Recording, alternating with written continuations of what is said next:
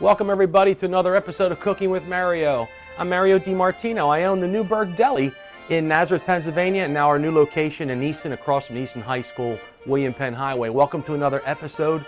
Today, I'm going to share with you a dish that's near and dear to my heart. It has a lot of history, not only in the cooking world, and it has a lot of appeal to a wide variety and range of people. And it's a great way to get your culinary career started with the classic chicken Marsala. I'll be back in a few minutes to show you how to make this great dish right at home, restaurant style, with Mario from the deli. Hi, I'm Joseph Elias, founder of Elias Market, featuring a wide selection of international food items and the freshest produce at the lowest prices. Elias Markets in Allentown and Bethlehem are filled with an ever-changing variety of just-picked fruits and vegetables, tender meats, and deli products. Choose from aisles of international and hard-to-find food and household items. But don't take our word for it. Stop in and see for yourself. IRS problems? Corvino and Verwise, local specialists in tax controversies, has your solution. Save time and money. Never talk to the IRS again. Call today for a free consultation.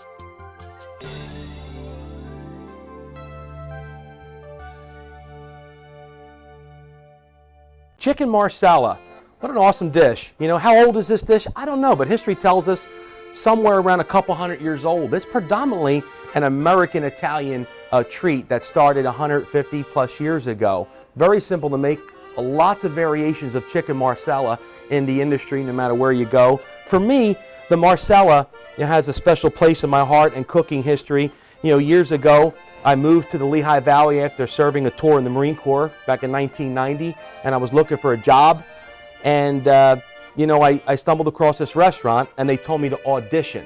And I said, wow, that's unique, audition. How do you do that? So I auditioned, and it didn't work out too good, to be honest with you. And I'll tell you the follow-up with that in a second.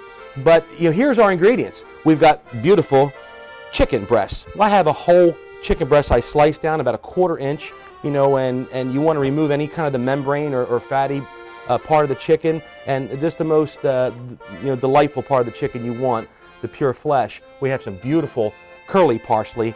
That's what you want. I don't really like the Italian parsley with this dish, believe it or not. Some standard, domestic mushrooms here will suffice. Some butter, chef's favorite. A little dredging flour, all-purpose. We have extra virgin olive oil. This particular brand's Newburg Deli. We have the famous Marsala wine, and we'll talk about that in a minute. A little bit of water here, salt and pepper, and we're ready to get the show going. We've got over here 2 frying pans for your educational purposes. One is for the actual partial cooking of the chicken. The other one is for finishing the Marsala to bring it to plate. With that said, let's go back to that story. It was 25 years ago, and I was auditioning, at this famous Italian restaurant in Lehigh Valley. I'm just a young kid out of the Marine Corps, and I needed a job. I was living on a farm in Walnutport, and, I just love cooking, and I worked 8-9 years in Philadelphia as a cook, an apprentice, and the guy tells me, get behind the grill. He said, if you can do what you say you can do, I'll give you $800 a week to make sauté dishes. Boy, was I excited. $800 a week back in the early 90s. Young guy, no real credentials per se. And, so I got on the grill, and he said, make me a scallopini. And I tried to make him a scallopini. Then he says, make me a chicken francese. These are all dishes that are similar in the sauté world. And then I got to the Marsala part. And boy, did I flub that up. And when I made that Marsala, after that, he said, stop the action, stop the presses, and he said, listen, you're really not good cook material. Forget the $800 a week. If you want a job, get back on the griddle making hamburgers and cheesesteaks. I'll give you $200 a week. And that was a true story. And, I'm really grateful for the opportunity to do that. And I brought the Philadelphia steak sandwich to his restaurant. I think I contributed to a significant portion of his notoriety, and I was grateful to be mentored and tutored.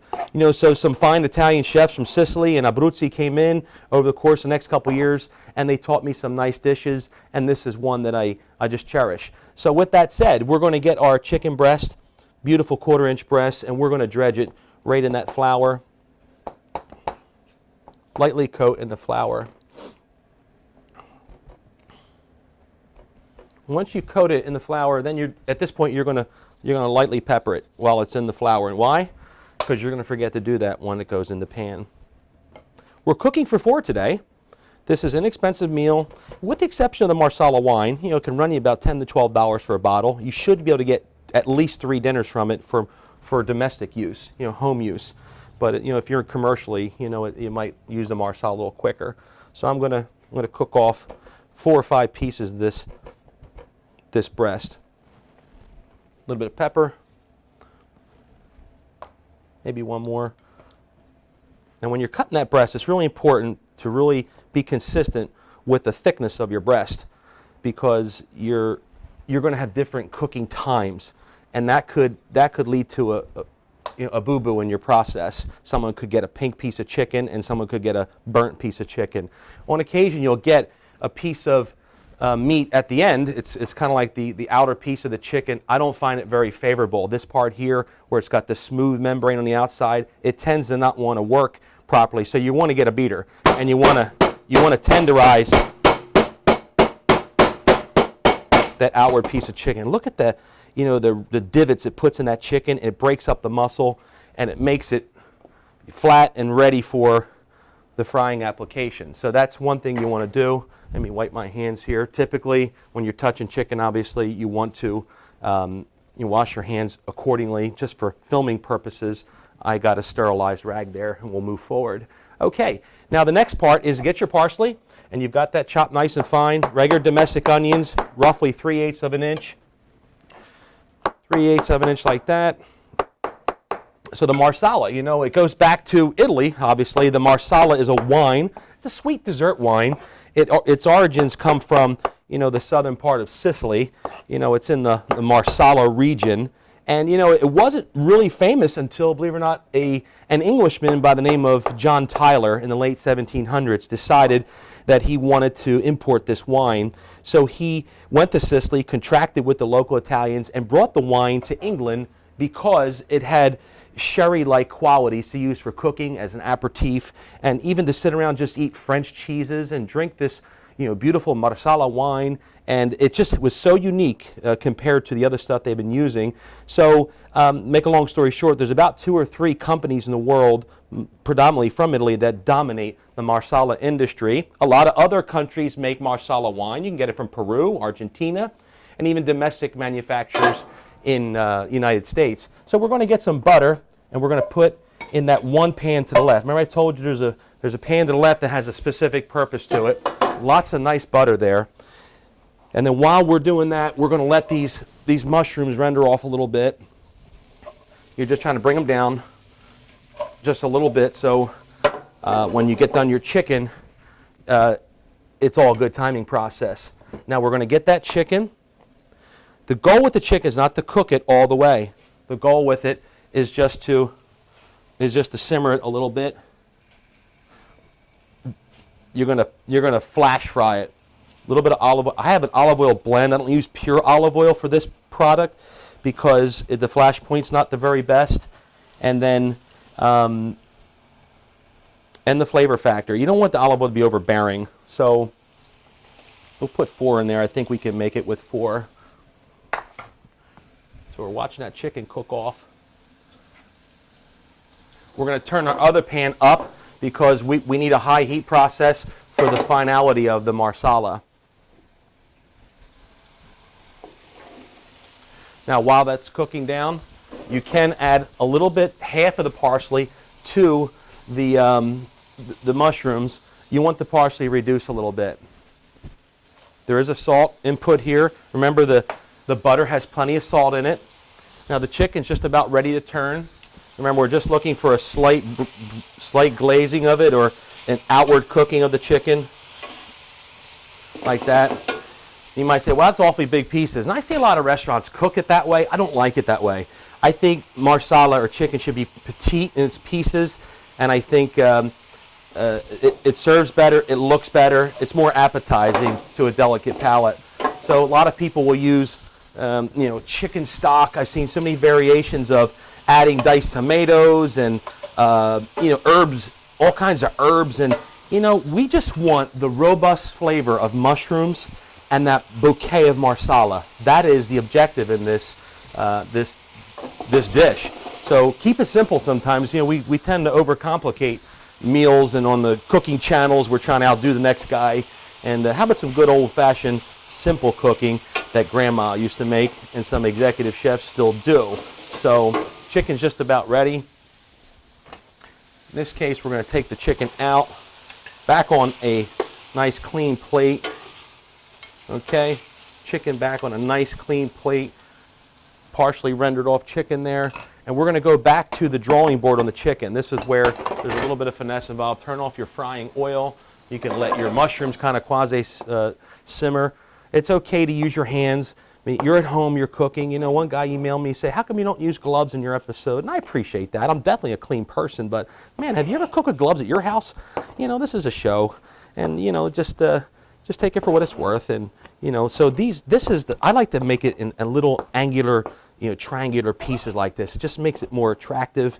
I know it might not be a natural looking piece of chicken in a triangle, but it's definitely more appetizing that way. So we've got that chicken back to the denomination we're looking for, or the sizing of it, back on the plate right there. Okay, and then we'll get our rag. We'll clean our cutting board somewhat so we don't make a mess of things. Now we're back over here. Here's a critical part of the last process. We're going to throw our chicken in there. Okay.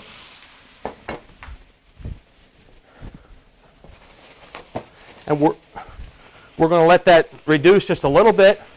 You want high heat here, folks. It's not just for showmanship. This is where the magic happens. Then the famous Marsala comes into play. And you're going to pour that Marsala right there generously. Okay? You want that flame. I know you can't achieve that too much at home because your husband or wife will call the fire department on you, but that is an important process in the Marsala. It's reducing, it's bringing out the color, the flavor. We're going to bring in the residual aspect of that parsley, just like that. To taste a little bit of salt, just a little bit. You know, in Italian they say, adesso un poco, you know, adesso aggiungere un poco di spezia. And now we're going to add a little bit of the spice, okay? See how it's caramelizing a little bit? Don't be afraid to give them Marsala. Why? It's going to reduce. When you plate up, you want lots of gravy, like they say in the Pennsylvania Dutch. Lots of gravy here in America. Okay, we're cranking high now, as high as we can. Maybe this burner isn't as high as I'd like it to be, but it's close. Okay, got lots of gravy going on. The last thing, believe it or not, in the process is a little bit of heavy cream. Why we do that? Coloring and tightening. You want to tighten it just a little bit, maybe like that. That's all. It's just a dash. Okay? I'm really grateful for that time they gave me to work as an apprentice in that Italian restaurant, and you know, it's all about giving back. You know, and today I teach the young people that come through my doors, listen, learn everything you can. It might seem mundane right now, making steak sandwiches or prepping this and doing the same old dish over and over, but you're building your repertoire. You're developing a trade, a skill that will go with you the rest of your life. And you can fall back on that trade. Look at me. I fell back on cooking, and now I have a career. I have a restaurant. I have a TV show, and I have some endorsements, and I feed my family. I really thank God for this industry. It's been very good to me. So Marsala is just about ready. It's reducing just fine. We got a nice, almost like a beef gravy looking flavor, and that comes from the patina of the wine, only from a Marsala. And to finalize this dish, I decided it's typically served with a pasta. Some old school Italian places serve it with pasta with a marinara on the side. I never liked that. I thought that was kind of contradictory to the palate. You're mixing too much. So I decided to just use the sauce or the gravy itself in the process to wetten up or moisten up your pasta. In this case, I picked a mini bow tie, or a piccolo farfalle. You know, the farfalle in Italian is a butterfly, and each one of these little pastas represents a cute little butterfly. So we're going to plate up a little bit with some pasta. A little bit of pasta there. I pre-oiled it with olive oil to keep it nice and lubricated. You can turn off your reduction process. Put a little bit of the gravy, if you will, on the pasta so it gets under there while you're plating up the most important part, the chicken. And then you can just bring some of that down there. You might not use all of it in this dish here because it's a bit overbearing, but someone eventually is going to eat this. I know that. I'm definitely going to try this here because it is my favorite dish. My kids always ask, Dad, can we have Marsala tonight? Can we have Marsala? And you know, you never get tired of it. I mean, it's just an elegant dish. It's not hard to make. It's fun. It costs about $12 to $15 to make this whole dish. If you want to put a little more parsley on the top, no cheese, no garlic. You don't want any of the overbearing processes of the other Italian food. You just want that Marsala and you just want that mushroom. And it's a dish that if you're trying to win somebody, like you take some money in, you know, go out for a date, treat them to this stuff. Or if you're confident enough, which I think you can do it, bring them home, him or her, make this dish for them, and just show them the beauty of the Marsala. Chicken, caramelized mushrooms, magnifique. I really love this dish. It's a winner every time for any party, any size, catering, or just a nice date with your wife or husband. I hope you enjoyed this interesting episode of. I want to thank my sponsors, Elias Markets in 2 locations in Allentown and in Bethlehem, for their continual generous sponsorship of this show. And they have an awesome showcase over in Linden Street in Bethlehem. The expansion is extraordinary. You've got to see this place. I'd like to thank Corvino and Verwise up at Wingap, an extraordinary accounting firm that specializes in tax problems. So if you have a challenge with taxes, local, state, federal, these are the people that are going to get you out of trouble. So give them a call and tell them I sent you. And I appreciate you looking at the deli today and our episode here. Come on and stop in and see us sometime. And I wish you the very best, and God bless you, God bless America, and I'll see you next episode. You take care.